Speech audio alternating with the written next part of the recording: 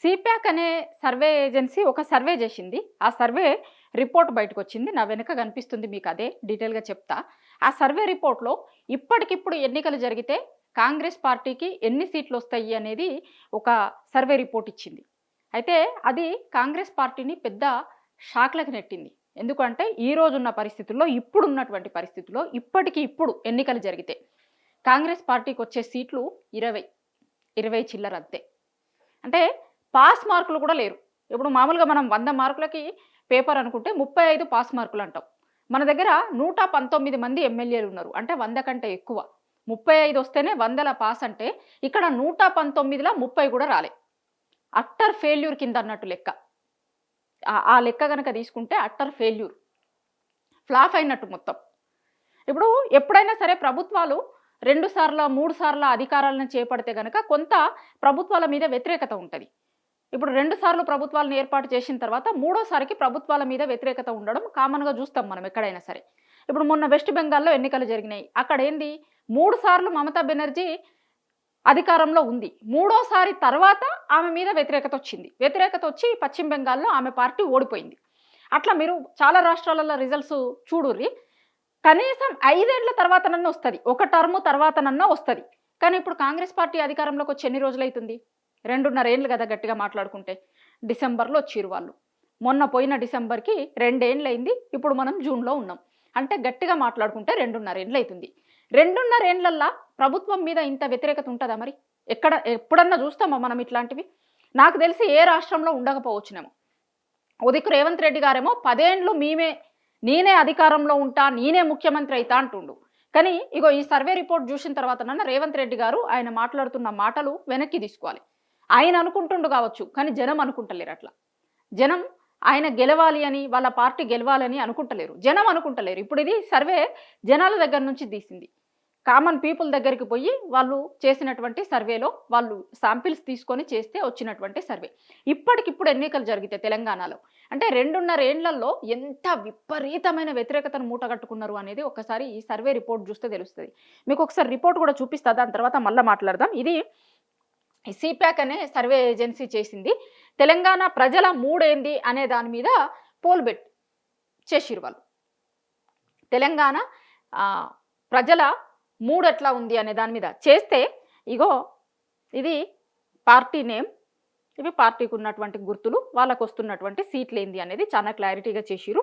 119 నియోజకవర్గాలకి ఇప్పటికిప్పుడు ఉన్నటువంటి లెక్క అయితే 119 కదా.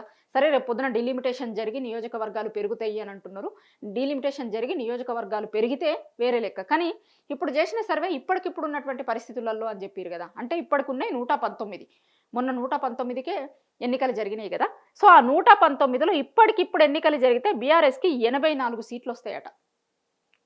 కాంగ్రెస్ పార్టీకి 22 వస్తాయి, బీజేపీకి 6 వస్తాయి, ఎంఐఎంకి 6 వస్తాయి, ఎంబీటీకి 1 వస్తుంది అనేది లేటెస్ట్ సర్వే. ఇది ఒక వారం రోజుల కిందట చేసిన సర్వే, వెరీ రీసెంట్ సర్వే. ఇది 84 బీఆర్ఎస్కి వస్తాయట, కాంగ్రెస్కి 22. అంటే పాస్ కూడా కాదు కాంగ్రెస్ పార్టీ పాలన, పాస్ మార్కులు కూడా ఇస్తలేరు అన్నట్టు జనాలు.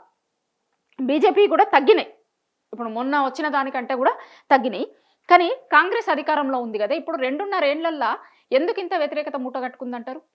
ఇప్పుడు జనాలందరికీ తెలుసు. ఎందుకంటే ఆ ఒపీనియన్ చెప్పిన వాళ్ళందరూ జనాలే. జనాల ఒపీనియన్ ఒక లెక్క ఉంది, పాలకుల ఒపీనియన్ ఇంకొక లెక్క ఉంది. కానీ పాలకుల ఒపీనియన్ ఎప్పుడైనా సరే పరిగణలోకి రాదు. ఎందుకంటే ఓట్లు వేయాల్సింది, ఓట్లేసి గెలిపియాల్సింది జనాలు. జనాల ఒపీనియనే పరిగణలోకి వస్తుంది. జనాల మూడట్లుంది. ఎందుకుంది అనుకుంటారు? ఒక్క పని చేస్తే కదా. ఇప్పుడు కాంగ్రెస్ అధికారంలోకి రావడానికి అంటే వాళ్ళు ఒక సింపుల్ ఫండా పెట్టుకున్నారు. ఎన్నన్నా చెప్పు, అవసరమైతే ఆకాశం మీద చందమామని తీసుకొస్తాను అని కూడా చెప్తే జనాలు నమ్మి ఓటేస్తారు అనుకుంటే అది కూడా చెప్పడానికి సిద్ధమయ్యారు. బీసీ డిక్లరేషన్ అన్నారా, ఎస్సీ డిక్లరేషన్ అన్నారా, 6 గ్యారెంటీలు అన్నారా, 420 హామీలు అన్నారా, ఏమిచ్చిరు?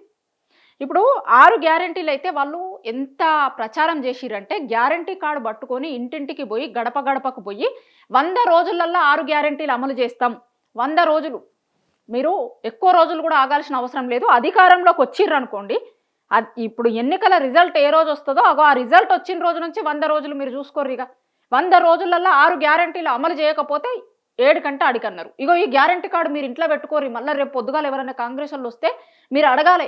100 రోజులు అయిన తర్వాత ఎవరన్నా వచ్చిరనుకోండి అడుగుర్రి, ఇగో ఇది మీరు ఇంట్లో పెట్టుకోరి అన్నారు. ఇక అట్లా చెప్తే నమ్మరా జనాలు? ఇప్పుడు నిజంగానే చేస్తారేమో ఇంత కాన్ఫిడెంట్గా చెప్తురు కదా అని అనుకున్నారు. కానీ ఇలా పరిస్థితి ఏంది? 6 గ్యారంటీల పరిస్థితి ఏంది? 420 హామీల పరిస్థితి ఏంది? బీసీ డిక్లరేషన్ ఏంది? మొత్తం మన కళ్ళ ముందు కనిపిస్తుంది. ఇప్పుడు లాస్ట్కి అంతకుముందు యూరియా ఇస్తే ఇప్పుడు ఆ యూరియాకే యాప్ తీసుకొని వచ్చిరు. రుణమాఫీ చేస్తామన్నారు 2 లక్షలు. ఇప్పుడు ఆ రోజు రేవంత్ రెడ్డి గారు ఏం ప్రకటించారు? పిసిసి అధ్యక్షుడి హోదాలో మీరు బ్యాంకులకు పోర్రి, 2 లక్షల రుణాలు తెచ్చుకోర్రి, ఎన్నికలు అయిపోగానే రిజల్ట్ రాగానే ఇందిరమ్మ రాజ్యం వస్తుంది, 2 లక్షల రుణమాఫీ చేస్తాం మేము. ఇప్పుడు తెచ్చుకోని వాళ్ళు ఎవరన్నా ఉంటే కనుక అర్జెంటుగా పోయి బ్యాంకులకు పోయి తెచ్చుకోర్రి అని చెప్పారు. పెన్షన్ అయితే 2000 వస్తుంది కదా, 4000 చేస్తామని చెప్పారు. వికలాంగుల పెన్షన్ని చెప్పారు అట్లనే. ఇక నోటికి ఎంత వస్తే అంత. వాళ్ళ అంతిమ లక్ష్యం ఏంది? ఎట్టి పరిస్థితుల్లో గెలవాలి, ఏదన్నా చేయిరి.